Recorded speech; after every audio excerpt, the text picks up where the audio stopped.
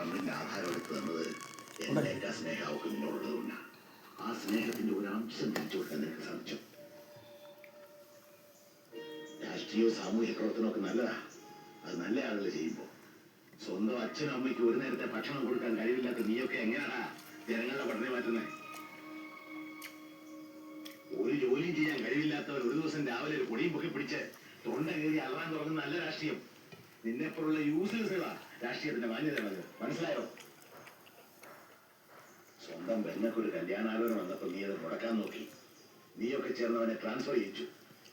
അതിന് നിനക്കൊരു സമ്മാനം തരണമെന്ന് അന്നേ ഞാൻ വിചാരിച്ചതാണ്.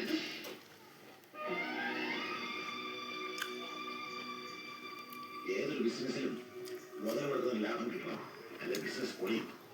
എന്റെ ബിസിനസ് പൊളിഞ്ഞിരിക്കുകയാണ്. നീയൊക്കെ ജനിച്ച അന്ന് മുതൽ ഈ ദിവസം വരെ എന്റെ ചോരയും നീരുമായിരുന്നു എന്റെ ഇൻവെസ്റ്റ്മെന്റ്. അത് പറ്റിക്കഴിഞ്ഞിരിക്കുന്നു. അതുകൊണ്ട് ഇത് ഇവിടെ അവസാനിപ്പിക്കാം. ഇറങ്ങി പുറത്ത്.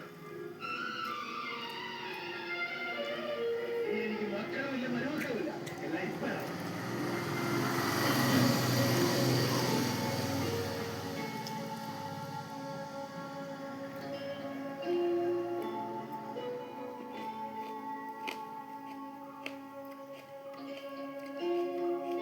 ആദ്യം സ്വയം നന്നാകണം, പിന്നെ വീട്, എന്നിട്ട് വേണം നാട് നന്നാക്കാൻ.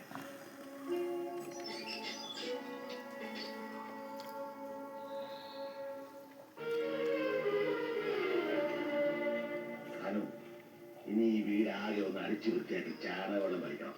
ഒരു നിലവിളക്കും കത്തിച്ചു വെക്കാം. ആദ്യം ഒരു ഐശ്വര്യം വരട്ടെ.